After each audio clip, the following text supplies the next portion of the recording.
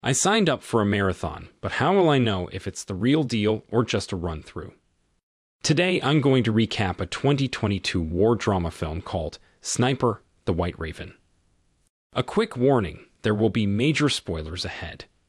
The movie begins with Mykola Voronenko, a mathematician, physicist, and ecologist, saying goodbye to his pregnant wife Nastya as he leaves for work on a bicycle. They live in a very peaceful area in Ukraine's Donbas region, a 2-hectare land. They are considered the first eco-settlers in the area. Mykola parks his bike and goes to the school he's teaching at. Inside, he can see from the news that special forces killed 100 protesters in Kyiv, Ukraine's capital city. He also finds out that their president fled to Russia, as Russia is on the verge of invading Ukraine. While teaching physics, Mykola does his best to share his knowledge and educate his students. One student named Ivan displays no sign of interest in learning. Instead, he keeps antagonizing the teacher every chance he gets. When the class ends, Ivan approaches the teacher and tells him to get out as he is a stranger there. On another regular bike ride to work, Mykola comes across armed men near his land.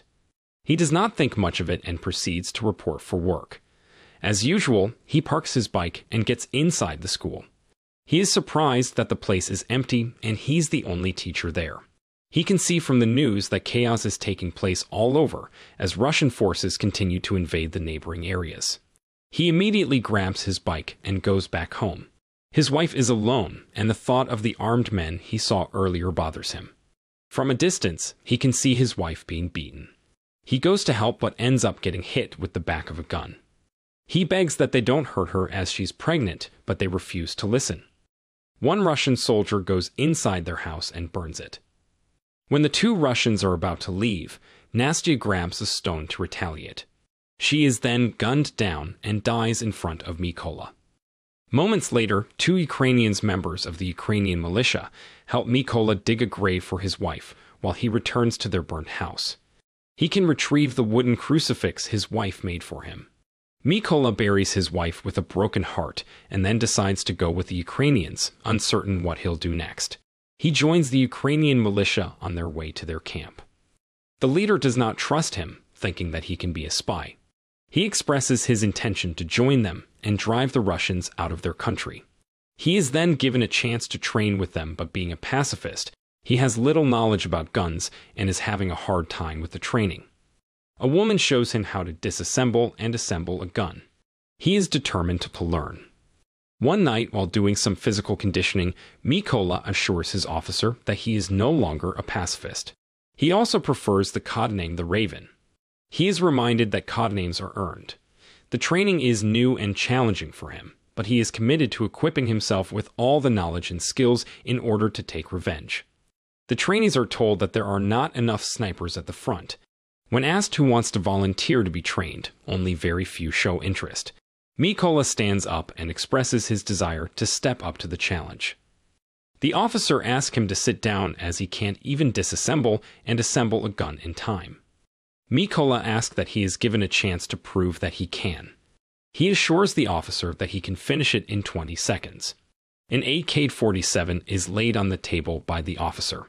To the surprise of everyone, Mykola blindfolds himself and starts to disassemble the gun. He then assembles the parts back smoothly.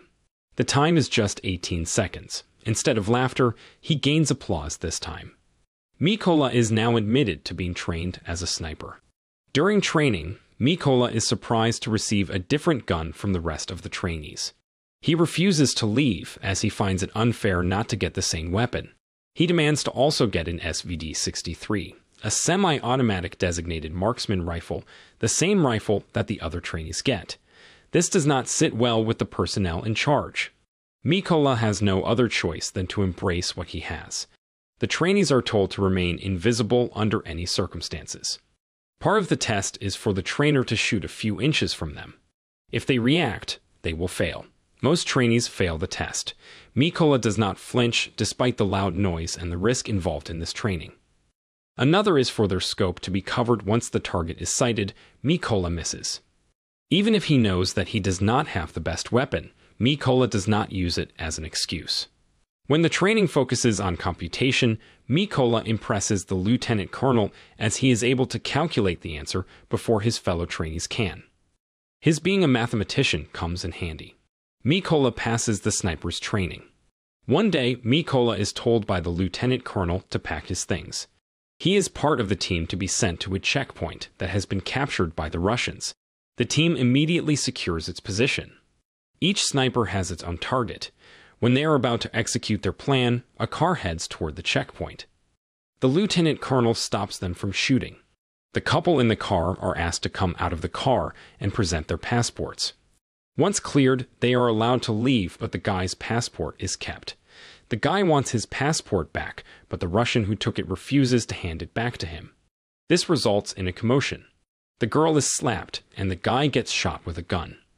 The lieutenant colonel gives them the go signal to shoot. All the Russians are then killed. The lieutenant colonel congratulates the team on their first successful mission. When they return back to their command post, Mykola looks for his friends and fellow trainees. He's told that they are on a separate mission. Later on, he finds out that one of them is brutally killed by a sniper. One day, the team is sent on a mission again. Explosives are set up, and the trigger is concealed with a leaf. When the Russians are getting closer, Mykola is surprised to see his former student with them. Ivan, the student who was always antagonizing him. All the Russians are killed when the explosives are detonated, including Ivan. The lieutenant colonel tells Mykola to not feel that bad, as Ivan made his decision. While resting, the lieutenant colonel grabs a photo of his family. Mykola asks if he can take a look at it. The officer tells him that his two daughters don't know the nature of his job. He has an agreement with his wife to keep his job with them. What they know is that he's on a business trip. The lieutenant colonel sees the crucifix he's been carrying. He asks if it's an amulet. Mykola tells him that it symbolizes family to him. Ukrainian forces secure the trenches by the border while the snipers are in position. It's just a matter of time before Russian forces will pass by. Meanwhile, the Russians are preparing to invade the region. Mykola sees the man who killed his wife from his scope. He asks for permission from the lieutenant colonel to shoot. He's told to stand down. Mykola asks for permission again as he has a perfect shot. He is too eager to go for it at this point. The request is turned down, but Mykola can't afford to miss this opportunity. He squeezes the trigger and hits the Russian in the neck. The Russian is killed. The officer is disappointed that his order was ignored. Without their knowledge, a Russian elite sniper named Syeryy is also in a position to spot their location. The lieutenant colonel spots Syeryy. He tells Mykola where the sniper's location is, but the Russian is too fast to react. The officer is then killed. Mykola now knows that their location is compromised. He puts the officer's dead body on his back as he braves the onslaught of the Russians. He finds a trench and covers it for safety. He manages to make it out alive, but the officer is not as lucky. He feels a tremendous amount of guilt for the death of the officer who always believed in him and who gave him the chance to serve.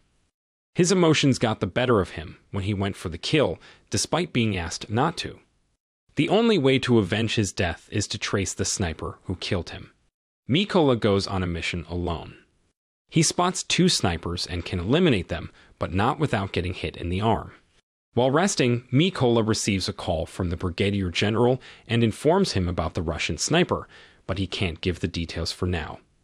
He wants to fill Mykola in once they meet. Mykola packs his gear and heads toward the location. This is his opportunity to know more about the Russian sniper. The brigadier general informs his men what the Russian sniper is capable of doing. He has already eliminated 5 of their snipers and 3 machine gunners. He is a force to be reckoned with. They have an idea where his favorite position is based on the kills he made. He does not change position. One Ukrainian soldier suggests covering the area with mines, but the officer is opposed to the idea. He lets Mykola explain the reason why they can't just do that, as he is from the area. Mykola explains that there's chlorine storage in the location where the sniper is hiding, and using explosives to kill him can cause environmental issues. All of the snipers are then given their assignments. The officer makes it clear that once the secondary targets are eliminated, he wants Mykola to climb up the building and kill the Russian sniper. They are then dismissed. All snipers are in a position to attack. Mykola confirms that he is now in position after crawling toward the target area. He manages to sneak up behind 2 Russians and immediately kills them both. One of the 2 was the same person who went to his place. The other snipers lock their subjects and wait for the go signal. They then manage to wipe out their targets after doing a countdown to shoot at the same exact time. Syeryy notices that his lookouts are not reporting back anymore. He leaves his post to check what's going on outside. Another Russian sniper also leaves his post to investigate as there seems to be an issue with their communication. They do not know that Mykola is closing in and just waiting for that perfect moment to shoot and kill them both. Syeryy checks one of the snipers outside. The sniper appears to be still in position. He is surprised to find out that the sniper has been shot dead. He calls for a backup. He is told to wait for 10 minutes for the team to arrive. Syeryy goes back to his position and fixates his eye back on his scope. He notices a wooden crucifix near him. Before he can react, Mykola then jumps on his back and stabs him in the neck. The other sniper also goes back to his post. When he does, a grenade is detonated, and he is killed as well. The movie ends with the backup that Syeryy was anticipating is now here. A Russian officer calls Syeryy on the radio. Mykola answers the call and tells him that they will answer for what they did to Crimea, another territory that the Russians also invaded. Mykola then kills him. Russian soldiers come out of the trucks, but they have no match against the Ukrainian snipers, who are well positioned to finish all of them. When the smoke clears, Mykola goes back to his place and visits the grave of his wife. While his mission to avenge her death is completed, the job is not done yet. If you enjoyed this video, don't be shy to hit the like button, and if you disliked it, hit the dislike button twice, just to be sure. You should watch the whole movie. Thank you very much for watching. Please subscribe for more video like this.